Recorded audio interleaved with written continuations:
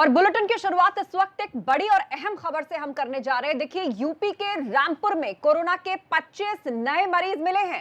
Active केसों की संख्या अब 84 से बढ़कर 109 तक जा पहुंची है और रामपुर में कोरोना के 25 नए मरीज मिलने से संख्या में इजाफा हुआ है, जो कि 84 थी, अब वो 109 पहुंच गई है। रामपुर में कोरोना के 25 नए मरीज मिले। ज्यादा जानकारी के लिए रुक करते हैं। उबैदुर रहमान हमारे रिपोर्टर फोन लाइन पर जुड़ गए हैं। उबैद, अचानक इतने केसेस मिलना रामपुर के अंदर, क्या वजह बता रहा है प्रशासन? क्या ये प्रवासियों के कारण है या फिर किस तरीके से स्प्रेड हो रहा है? जी हाँ, ये जो संख्या बढ़ी है अचानक से, ये प्रवासी मजदूर जो आए हैं, कुछ अहमदाबाद से आए हैं, कुछ मुंबई से आए हैं, कुछ और शहरों से आए हैं, तो उनके सैंपल लिए गए थे और इसमें 25 जो आज पॉजिटिव केस आए हैं उसमें बड़ी तादाद ऐसे लोगों की है जो प्रवासी मजदूर थे, जो दूसरे शहरों से सफर करके आए थे। लेकिन गनीमत की बात यह है कि जिला प्रशासन ने इनको पहले ही क्वारंटाइन कर लिया था और इन सभी के सैंपल लिए गए थे। इसमें कुछ लोग ऐसे भी हैं जो पहले से कोरोना पॉजिटिव मरीजों के संपर्क में आने की वजह से संक्रमित हुए हैं। लेकिन रामपुर में अचानक से जो तादाद बढ़ी है, अब 109 हो चुकी है कोरोना पॉजिटिव केसेस की। इसकी वजह यही है जो बाहर से मजदूर आ रहे हैं पलायन करके, उनके अंदर जो कोरोना पॉजिटिव केसों की संख्या बढ़ी है, उसकी वजह से रामपुर जनपद जो है अब रेड जोन की तरफ जा रहा है। बिल्कुल, 84 से बढ़कर केस जो है 109 तक अब जा पहुंचे हैं रामपुर के अंदर। शुक्रिया उबैदुर तमाम जानकारी के लिए।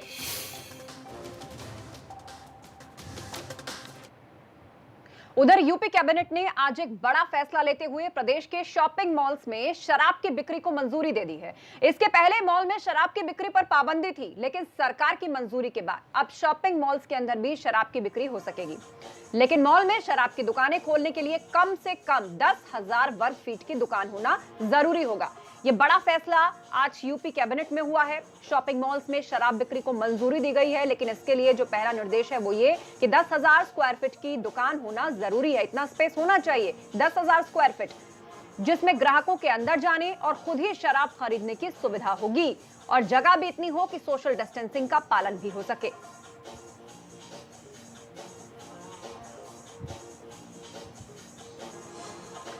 सीधे आपको लखनऊ लिए चलते हैं। हमारे संवाददाता संतोष शर्मा लाइव हमारे साथ जुड़ रहे हैं। संतोष, अहम फैसला आज कैबिनेट की बैठक में लिया गया कि मॉल्स के अंदर शराब की बिक्री शुरू हो सकेगी, लेकिन बेसिक शर्त ये कि 10,000 स्क्वायर मीटर की जगह वहां पर होनी चाहिए, मतलब सोशल डिस्टेंसिंग का पालन। और दूसरी बड़ी बात ये कि ग्राहक खुद ही जाएं और खुद ही लेकर आए, इसकी अच्छी व्यवस्था यहाँ पर की जानी चाहिए। तो दिल्ली की तर्ज पर अब यहाँ यूपी में भी इस तरह का फैसला लिया जा रहा है। बिल्कुल, उत्तर प्रदेश सरकार ने जिस तरीके से लॉकडाउन के बीच में राजस्व को बढ़ाने के लिए शराब बिक्री का फैसला लिया, लेकिन उसमें सोशल डिस्टेंसिंग और स्टैंडिंग अलोन यानी एकल दुकानों को ही अनुमति दी थी। यानी कि लॉकडाउन के दौरान जो शॉपिंग मॉल्स में, वैसे भी शॉपिंग मॉल्स में उत्तर प्रदेश में कहीं पर भी शराब की दुकानों की अनुमति नहीं है, लेकिन उत्तर प्रदेश सरकार ने अब एक नया फैसला लिया है कि शॉपिंग मॉल्स में भी शराब की दुकानें खुलेंगी, लेकिन उसके लिए 10,000 स्क्वायर फीट एक बड़ा एरिया होता है, वो उस मालिक के पास होना ज़रूरी है। वजह भी साफ है कि वहाँ पर एक तो सोशल डिस्टेंसिंग का पालन हो, एक स्पेशियस जगह हो जिससे कि लोग वहाँ पर भीड़ अगर इकट्ठा हो तो उसका कोई अराजकता ना फैलने पाए। इस तरीके की तमाम कोशिशें राजस्व को बढ़ाने के लिए उत्तर प्रदेश सरकार कर रही है और उसी कड़ी में ये फैसला लिया गया है। जी बिल्कुल, तो राजस्व को बढ़ाने के लिए सरकार एक और बड़ा कदम उठाने जा रही है, वो ये कि अब इशारा भी साफ है संतोष की शॉपिंग मॉल्स भी खोलने की दिशा में ये एक अहम कदम है यूपी में। देखिए, शॉपिंग मॉल 31 मई तक तो नहीं खुले हैं और उसके बाद फैसला लिया जाएगा कि खुलना है कि नहीं खुलना है। लेकिन जो उत्तर प्रदेश सरकार ने फैसला लिया है कि जब लॉकडाउन के बाद जब शॉपिंग कॉम्प्लेक्स और शॉपिंग मॉल्स खुलेंगे तो वहाँ पर कैसे शराब की बिक्री को बढ़ाया जाए, कैसे शराब की दुकानों को खोला जाए, उसको लेकर के कैबिनेट में ये प्रस्ताव पारित हुआ है। और इसके बाद से ये तय हुआ है कि 10,000 स्क्वायर फीट वाले इलाके में या कॉम्प्लेक्स में जिसके पास 10,000 स्क्वायर फीट का क्षेत्रफल होगा, वहाँ पर वो अपनी शराब की दुकान खोल सकता है। तमाम नियमों के साथ, तमाम कायदों के साथ उत्तर प्रदेश सरकार ने ये एक अहम फैसला लिया है। और इसके बाद से जब लॉकडाउन खुलेगा और आम जिंदगी धरने पर आएगी, लोग शॉपिंग मॉल्स में जाएंगे, शॉपिंग करेंगे, जो आम जिंदगी रूटीन में आ जाएगी, तब इस फैसले को देखने को मिलेगा। तो यानी लॉकडाउन के दौरान जो राजकोषीय घाटा सरकारों को हुआ है, उसको तेजी से भरने का एकमात्र सॉल्यूशन जो राज्य सरकारों के पास है वो है लिकर की बिक्री, और अब शॉपिंग मॉल्स में भी ये की जा सकेगी, ऐसा फैसला यूपी कैबिनेट ने किया है। बहुत बहुत शुक्रिया संतोष अहम अपडेट के लिए। एक और बड़ी खबर इस वक्त वाराणसी से आ रही है, जहां पर 3 और कोरोना पॉजिटिव केस सामने आए हैं और एक 7 साल की बच्ची भी कोरोना पॉजिटिव मिली है। चोलापुर में 22 साल का शख्स कोरोना पॉजिटिव आया है और अब जिले में संक्रमितों की संख्या 129 जा पहुंची है। बड़ी बात, 7 साल की एक बच्ची भी कोरोना की पेशेंट निकली। चोलापुर में 22 साल का एक शख्स, उसकी भी कोरोना टेस्ट की रिपोर्ट पॉजिटिव आई है। कुल मिलाकर जिले में अब इन्फेक्टेड मरीजों की संख्या 129 तक जा पहुंची है और बड़ी बात जो निकलकर सामने आई, एक 7 साल की बच्ची भी कोरोना पॉजिटिव आई है।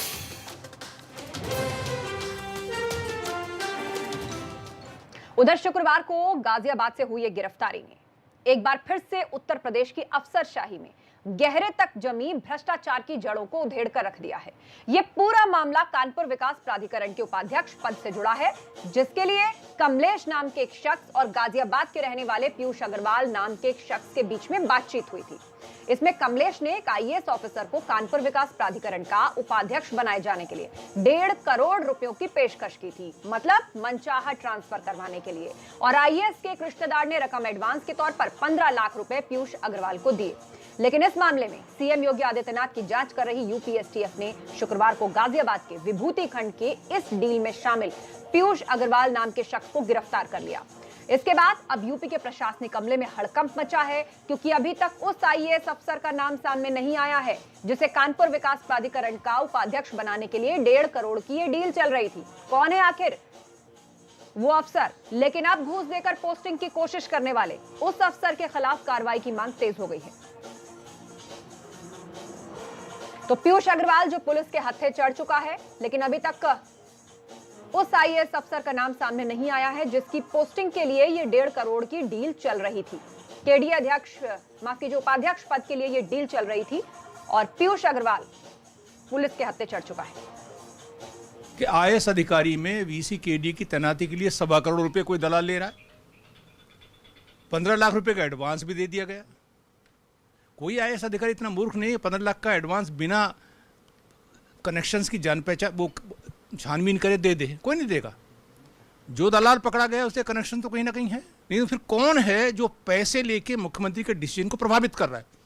ये इशू है असली मुद्दा।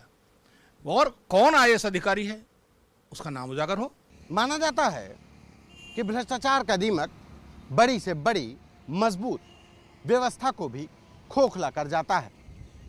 उत्तर प्रदेश में मुख्यमंत्री योगी आदित्यनाथ भ्रष्टाचार के मुद्दे पर भले ही जीरो टॉलरेंस की नीति अपनाते हों, लेकिन उत्तर प्रदेश की नौकरशाही में दूसरी बार भ्रष्टाचार का बड़ा आरोप लगा है।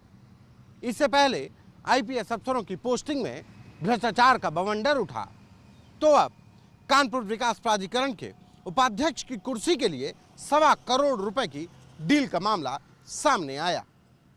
हालांकि यूपी एसटीएफ ने इस डील में शामिल अहम किरदार और जालसाज को गिरफ्तार तो कर लिया, लेकिन सवाल इस बात का है कि आखिर वो नौकरशाह कौन है जो 1.25 करोड़ रुपए देकर कानपुर विकास प्राधिकरण की उपाध्यक्ष की कुर्सी हथियाना चाहता है। कैमरा पर्सन मेहदी हसन के साथ संतोष कुमार, एबीपी गंगा। और अब अगली अहम खबर का रुख हम करने जा रहे हैं। स्वच्छ भारत अभियान के तहत हुए शौचालयों के निर्माण के बाद यूपी के जिन जिलों को ओडीएफ घोषित किया गया था, उनमें नाम बस्ती जिले का भी था। लेकिन बस्ती में अब शौचालय निर्माण में एक बड़ा घोटाला सामने आया है, जहां जमीन पर नहीं, सिर्फ कागजों पर ही शौचालयों का निर्माण कर दिया गया। और जो शौचालय जमीन पर बनाए भी गए, वो या तो अधूरे पड़े हैं या उनका निर्माण बेहद घटिया है। शौचालयों के निर्माण में हुई गड़बड़ी में ब्लॉक कर्मचारी, ग्राम प्रधान की मिलीभगत सामने आ रही है और सिर्फ 4 ग्राम पंचायतों में ही शौचालय निर्माण में करीब 63 लाख रुपए के गबन का मामला सामने आ चुका है। लेकिन जांच के बाद मामले में दोषी पाए गए 1 ग्राम पंचायत अधिकारी और 4 ग्राम सभा के प्रधानों के खिलाफ पुलिस ने रिपोर्ट दर्ज की है। जांच के बाद शौचालय निर्माण में कुल 6 खातों में से 63.19 लाख रुपए के गबन का मामला सामने आया और एडीओ पंचायत की शिकायत पर ग्राम पंचायत अधिकारी अनिल कुमार सिंह समेत 5 प्रधानों के खिलाफ मामला दर्ज कर लिया गया है, जिसमें धारा 419, 420 और 406 के तहत रिपोर्ट दर्ज हुई है। क्या कहें प्रधान?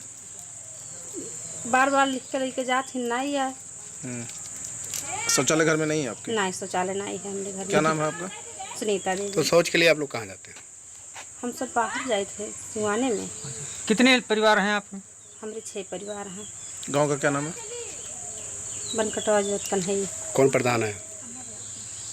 थाना हरैया में कुल 5 प्रधानों के विरुद्ध और एक सेक्रेटरी के विरुद्ध सरकारी धन गबन के संबंध में अभियोग पंजीकृत कराया गया है। स्वच्छ भारत अभियान के तहत जो धन मिला है उसका उन्होंने दुरुपयोग किया है। जांच से ये प्रमाणित है। जांचोपरांत इन व्यक्तियों के विरुद्ध मुकदमा में लिखाया गया है और विवेचना की जा रही है। जैसे ही साक्ष्य इनके विरुद्ध मिलेंगे साक्ष्य कलेक्ट करके वैधानिक कार्रवाई सभी के विरुद्ध की जाएगी। उधर कानपुर नगर निगम ने प्रदेश और केंद्र के विभागों से करोड़ों रुपए के बकाया रकम के भुगतान की मांग की है। इसके लिए नगर निगम ने यूपी और केंद्र सरकार को बाकायदा एक चिट्ठी लिखी है और उनके विभागों पर जल निगम और नगर निगम की बकाया राशि जल्द से जल्द भुगतान करने की अपील की है। कानपुर के नगर आयुक्त का कहना है कि टैक्स कलेक्शन कम होने की वजह से अब निगम को अपने कर्मचारियों को सैलरी देने में दिक्कत हो रही है। इसीलिए यूपी और केंद्र की सरकारें अपने विभागों का बकाया जल्द से जल्द भुगतान करें। नगर निगम की बकाया सूची में यूपी के 21 विभाग जबकि केंद्र सरकार के 6 उपक्रम और 5 विभाग शामिल हैं। इसमें सबसे ज्यादा बकाया रेलवे पर है। इसके अलावा सार्वजनिक उपक्रमों में हिंदुस्तान एरोनॉटिकल लिमिटेड सबसे बड़ा बकायेदार है।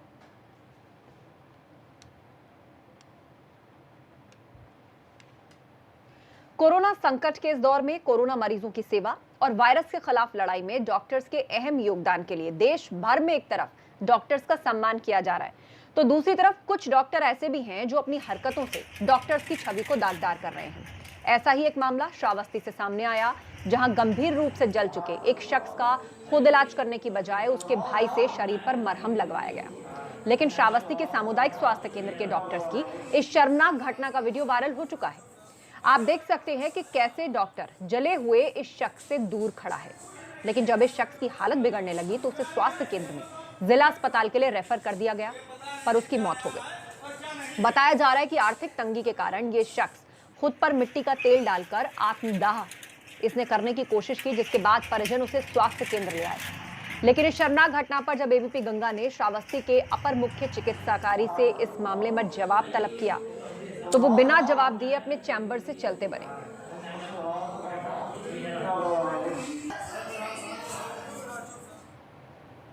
और अब खबर चंदौली से, जहां आज मजदूरों को ले जा रही श्रमिक एक्सप्रेस जैसे ही स्टेशन पर पहुंची वहां पानी की बोतल्स के लिए लूट मच गई।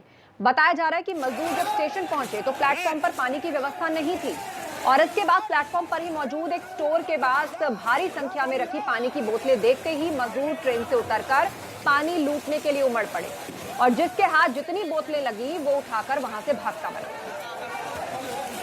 तो ये देखिए सोशल डिस्टेंसिंग की किस तरह से धज्जियां उड़ी। श्रमिक ट्रेनें जिसमें मजदूरों को ले जाया जाता है, फुल बुकिंग भी सरकार नहीं कर रही है ताकि कोचेस के अंदर भी दूर दूर बिठाया जा सके। पानी की कमी थी, कहा जा रहा था पानी की व्यवस्था नहीं है। ऐसे में जब प्लेटफॉर्म पर पानी की बोतल्स का ढेर उन्होंने देखा तो तमाम मजदूर ट्रेन से उतरे, जिसके हाथ जितनी बोतल्स पड़ी उसने वो लूटी और ट्रेन के अंदर लेकर चलते बने। किस तरह पानी के लिए लूट मची अपने आप में बड़े सवाल खड़ी करती है ये घटना।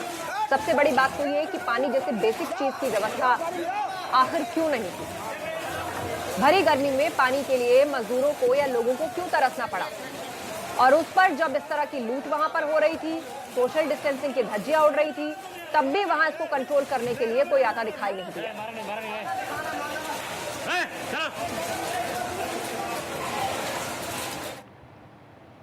बदायूं में बच्चों के विवाद में मारपीट हुई तो देवरिया में भी महाभारत हुई, लेकिन यहां जमीनी विवाद के चलते असल में स्वास्थ्य केंद्र पर सुलह के लिए कुछ लोग पहुंचे। तभी दूसरे गुटों को इसकी जानकारी पहुंची तो दूसरा गुट भी वहां पहुंच गया, लेकिन बवाल शांत होता कि वहां पर मारपीट ही शुरू हो गई।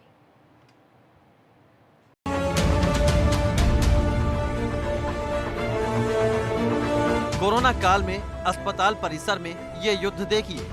तस्वीरें देवरिया के बरहज थाना क्षेत्र के बरहज सामुदायिक स्वास्थ्य केंद्र की हैं। हरदोल गांव के लोग इस कोरोना संक्रमण के खौफ को दरकिनार कर एक दूसरे पर बरस रहे हैं। सोशल डिस्टेंसिंग तो फिर यहाँ कोई मुद्दा ही नहीं रह जाती है।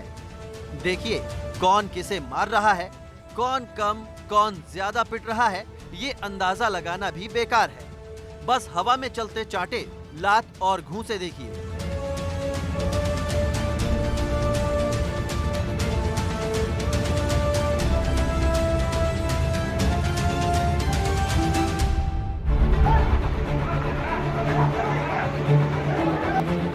शोर शराबे से इस कोहराम को महसूस कीजिए। न जवान बुजुर्ग को छोड़ रहा है और न ही बुजुर्ग इस जंग में पीछे हटने को तैयार है। इस फसाद की जड़ जमीन का विवाद है, जिसमें पहले मारपीट के मामले में एक पक्ष बरहज सामुदायिक स्वास्थ्य केंद्र पर मेडिकल कराने पहुंचा था, लेकिन इसकी जानकारी जब दूसरे पक्ष को हुई तो वो भी मौके पर पहुंच गया। बस फिर क्या था, एक दूसरे को देखते ही सभी की भ्रकुटी तन गई और फिर जो हुआ उसने अस्पताल प्रशासन को भी परेशान करके रख दिया।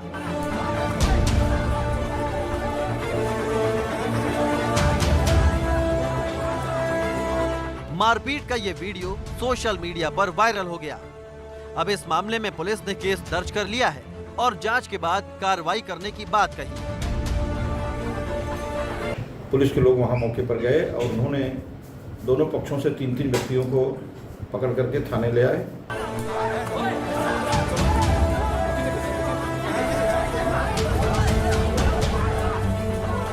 कोरोना काल में भी ऐसी तस्वीरें हैरान करने वाली हैं।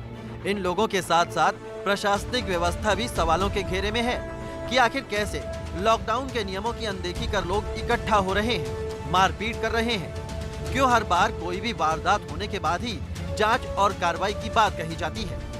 संजीत शाही, देवरिया, एबीपी गंगा।